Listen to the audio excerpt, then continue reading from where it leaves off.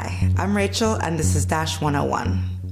In the last episode, we explained how the Dash DAO comes to decisions and how Dash gets funded. It's the masternodes who make the decisions in the Dash DAO. And for this privilege, they need to do some work. They provide two important functions called instant send and private send. Let's have a look at instant send first. As we've seen in our episodes about the blockchain and mining, transactions get confirmed by a decentralized network.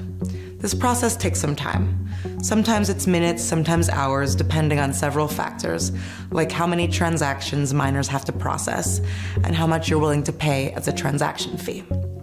In many cases, it's okay to wait for some minutes or hours. That's still much faster than a normal bank transfer.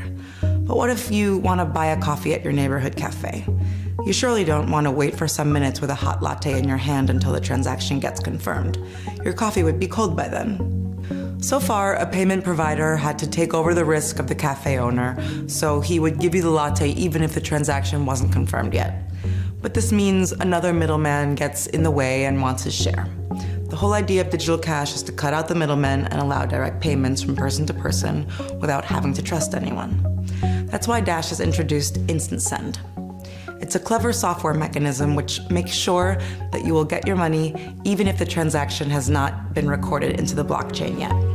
With Instant Send, a transaction will be locked as long as it is not recorded in the blockchain, so it's impossible to spend it another time.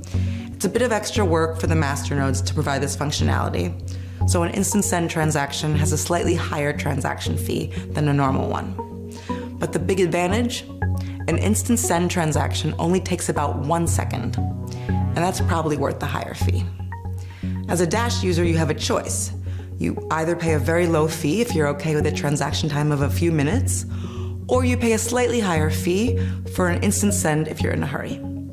Another important feature that Dash provides is privacy. We'll talk about Dash Private Send in our next episode.